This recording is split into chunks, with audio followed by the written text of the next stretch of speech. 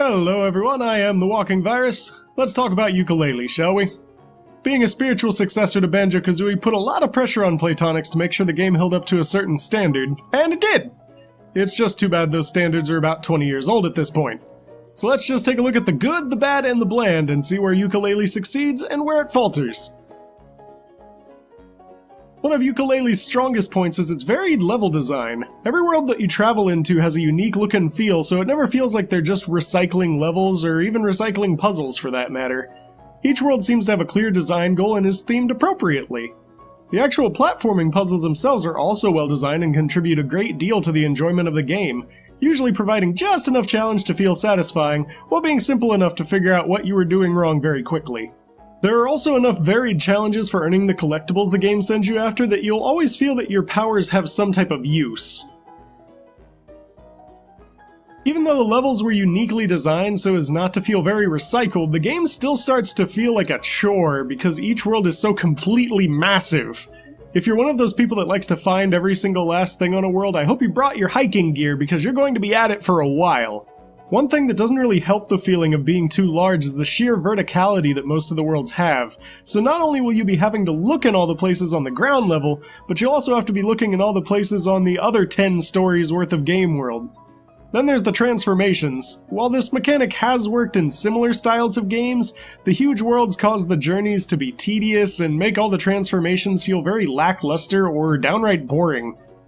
In addition, the controls for some of your powers and transformations feel like you're trying to control a tank with no treads and no ability to reverse, causing some simple puzzles to become a super frustrating mess.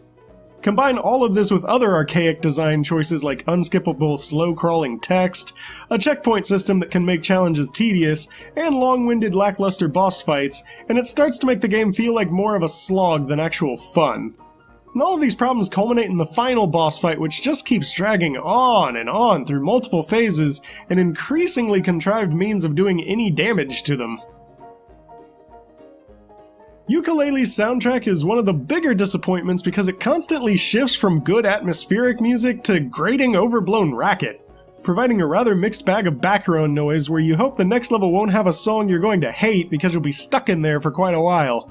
The game's humor also oftentimes leaves much to be desired, trending more towards references than actual parody, and making fun of game tropes while having players go through those very same tropes.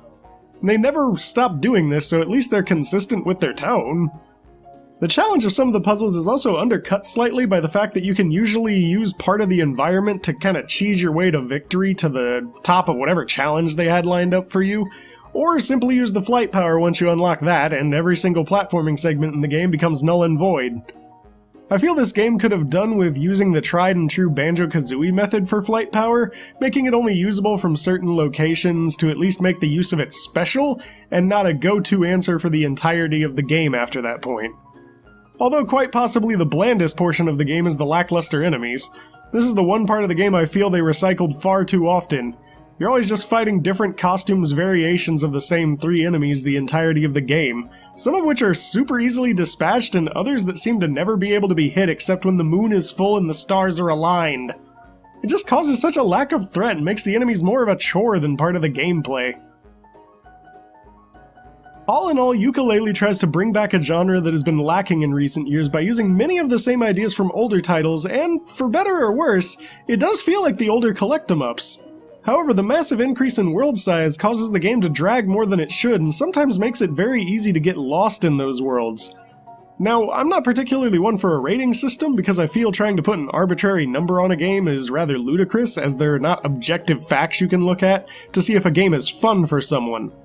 What I can do is make a recommendation of how much I feel I would pay for the game, solidifying how much the experience was worth in my opinion. With that said, if you're not a fan of the old Banjo-Kazooie games but do like platforming games, I'd say don't spend anything over like maybe $10-15 bucks for this game. There's just a lot of old school design decisions that come with this type of game, and even if you're a huge fan of Banjo-Kazooie like I am and really just wanted more of that type of game, I would still probably say don't spend anything over like 20 bucks tops. It's a fully competent game and there's a few gems hidden within it, but it gets buried under a pile of little annoyances that kinda add up quickly. Well, thanks for listening everyone. I hope you found this useful, and until next time, keep gaming.